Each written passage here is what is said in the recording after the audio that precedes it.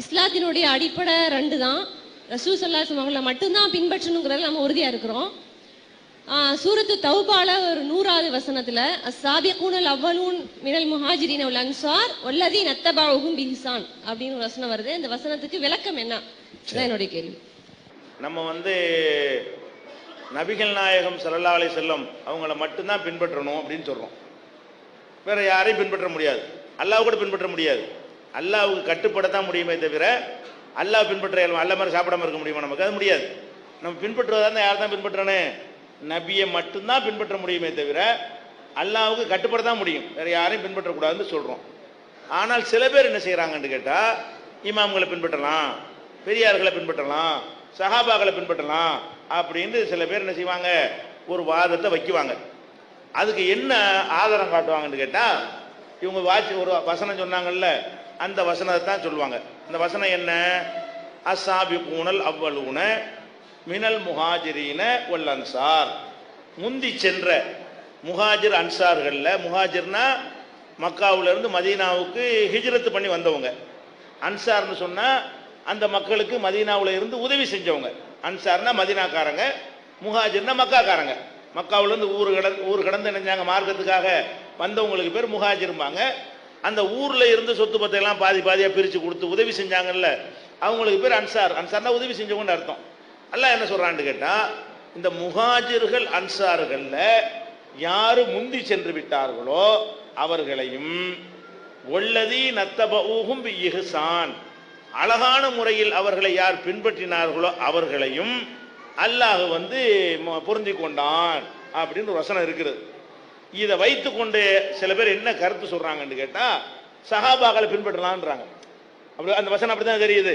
வஸ்ஸாபிகூனல் அவ்வலூன மினல் முஹாஜிரீன வல் அன்சார், முஹாஜிர் அன்சார்கள்ல முந்தி சென்று விட்டார்களே அவர்களையும் வல்லதீன தத்தபஉஹும் பிஇஹ்சான், நல்ல முறையில் அவர்களை யார் பின்பற்றினார்களோ அவர்களையும் அல்லாஹ் மன்னித்து விட்டான்னு சொன்னா, அப்ப அந்த சஹாபாக்களை பின்பற்றலாம்னு இது காட்டுகிறது அப்படின்னு சில பேர் சொல்றாங்க. அதுக்காக தான் இதுக்கு என்ன விளக்கணும் கேட்கறாங்க. அந்த அர்த்தத்தை தப்பான அர்த்தம் கொடுக்கிற காரணத்தினால இதுக்கு என்ன விளக்கம்னு கேட்கறாங்க. இது நல்லா விளங்கிக்கிறேன்னு, ஒருவரை பின்பற்றுதல் இருக்குல்ல, பின்பற்றுதல் சொல்லும் பொழுது ஒரு நபர் பேரை சொல்லி அவரை பின்பற்றுதல் அப்படின்னு சொன்னோம்னா அவர் சொன்ன எல்லாத்தையும் கேட்கறன்னு அர்த்தம். இப்ராஹிமை பின்பற்று, காதர் பாஷாவை பின்பற்று அப்படின்னு சொன்னா அவர் என்ன சொன்னாலும் கேளுன்னு அர்த்தம். அது ஒரு அர்த்தம். ஒரு தன்மையை சொல்லி ஆளோட என்ன செய்யறது, ஒரு தன்மையை சொல்லி சொன்னோம்னு சொன்னா அந்த தன்மையில பின்பற்றுவது என்றுதான் அர்த்தம் வரும். உதாரணமாக வீரனை பின்பற்று அப்படின்னா என்ன அர்த்தம்? அவன மாதிரி தொழுவுன்னு அர்த்தம் வராது, வீரனாயிரின்னு அர்த்தம் வரும். வீரனை பின்பற்றுனா என்ன அர்த்தம்? நீங்க வீரனாயிரி அப்படின்னு அர்த்தம். தியாகியை பின்பற்று, தியாகிலாம் பண்பு, பேரு கிடையாது. இப்ராஹிமை பின்பற்றுன்னு சொன்னா இப்ராஹிம் என்ன சொன்னாலும் கேட்கணும்னு அர்த்தமாயிரும். இஸ்மாயிலை பின்பற்றுனா இஸ்மாயில் சொல்றதை கணமுடிட்டு கேட்கணும் அர்த்தம் ஆயிரும். ஒரு செயலை சொல்லி வீரனை பின்பற்று, தியாகியை பின்பற்று அப்படின்னா என்னவாயிரும்? அவனை மாதிரி நீங்க தியாகம் செய்யிட்டு வருமே தவிர அவன் சொல்ற எல்லாத்தையும் கேளுன்னு அர்த்தம் வராது. இது எல்லா மொழியிலையும் உள்ள ஒரு சொல் வழக்கு. எந்த மொழியில இப்படி சொன்னாலும் அர்த்தம் என்னதான் வரும்? வீரனை பின்பற்றுனா நீ வீரனாயிரின்னு அர்த்தம் வருமே தவிர அவனை மாதிரியே தொழுவு, அவனை மாதிரி நோன்பு அர்த்தம் வரவே வராது. தியாகியை பின்பற்றுன்னு சொன்ன என்னவாயிரும்? திப்பு சுல்தானை போல இருங்கன்னு நான் உங்கள்ட்ட சொல்றேன், வீரனாயிருங்கிறேன். திப்பு சுல்தானை பின்பற்றுனா முடிஞ்சு போச்சு. திப்பு சுல்தான் போன்ற வீரனை பின்பற்றுன்னு சொன்னா என்னவாயிரும்? அந்த வீரத்துக்கு மட்டும் எடுத்துக்கணுமே தவிர அவர் கொடுவா மீசை வச்ச மாதிரி மீசை வச்சுட்டு இருக்கலாம்னு வந்துடக்கூடாது. விளங்குதா? அவர் தாடியும் வைக்கல, மீசை வச்சுட்டு இருந்தாரு, அவர் மாதிரி இருக்க முடியுமா நம்ம? அது என்ன அர்த்தம் ஆயிரும்? அந்த வீரத்துக்கு மட்டும் எடுத்துக்கான்னு அர்த்தம்.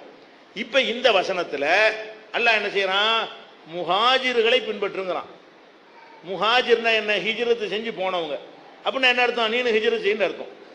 ஹிஜ்ரத்து செய்து போனவர்களை பின்பற்றுன்னு சொன்னா என்ன அர்த்தம்?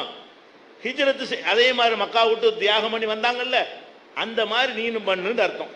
அன்சார்களை பின்பற்று அப்படின்னு சொன்னா அந்த மாதிரி அவர்கள் எப்படி முந்தி உதவி செஞ்சாங்களோ அது மாதிரி நீங்களும் உதவி செய்யுங்க.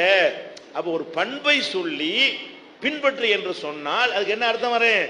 அந்த பண்பில் அவர்களை போல நடந்து கொள்ளுங்கள் இருக்கு. சஹாபாக்கள் சொன்ன எல்லாத்தையும் தொழுக, நோன்பு எல்லாத்தையும் எடுத்துக்கிறங்கன்னு என்ன செய்யப்படல, சொல்லப்படவே இல்லை. அவங்களுக்கு வஹி வருதுன்னு சொல்லப்படவே இல்லை. இதுதான் நேரடியான கரெக்டான ஒரு அர்த்தம். அதனாலதான் அல்லாஹ் என்ன செய்யறான்னு கேட்டா, தெளிவை விளங்குறதுக்காக வேண்டி வல்லதீன தத்தபஉஹும் பிஇஹ்சான் ஒரு வார்த்தையை சேர்த்து சொல்றான்.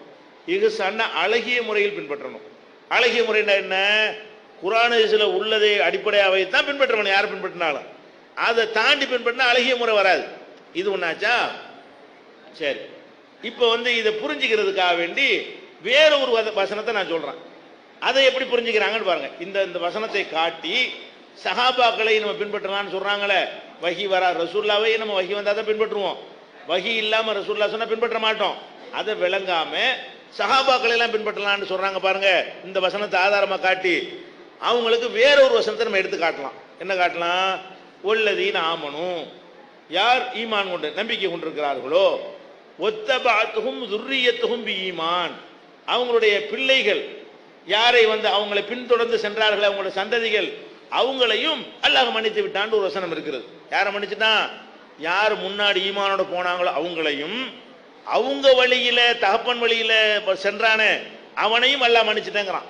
அப்ப இந்த வசனத்தை வச்சுக்கிட்டு அப்பன் வழியில போனான்னு அர்த்தமாயிரும்ல. நம்ம அப்பன் தானே மூடுது ஓதுனாரு, நம்மளும் ஓதலாம்ல. ஏன் அல்லாஹ் என்ன சொல்லி காட்டுறான்? யார் ஈமான் கொண்டார்களோ அவங்களுடைய பிள்ளைகளில் யார் அவங்களை ஃபாலோ பண்ணினார்களோன்னு எல்லாம் சொல்றான்.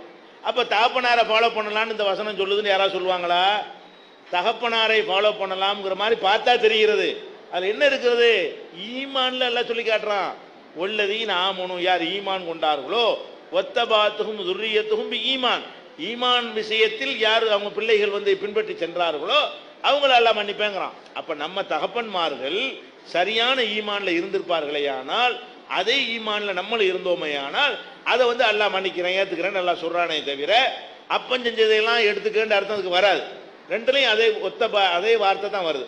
அதுலயும் ஒத்தபாங்கிற வார்த்தை தான் வருது, இதுலயும் அதே வார்த்தை தான் வருகிறது. ஒத்தபாத்துகும் துர்ரியத்துகும் அதே வார்த்தை வருது. அதனால இது முன்னோர்கள் சொல்வது அப்படி பின்பற்றணுங்கிற அர்த்தத்தை இந்த வசனம் தராது. இந்த விளக்கத்தை எல்லாம் இதே வசனத்திற்கு நோட்டு குறிப்பு கொடுத்துருக்கோம்ல, அந்த குறிப்புல எழுதியிருக்கோம் நம்ம தமிழாக்கத்தில், பார்த்து தெரிஞ்சுக்கலாம்.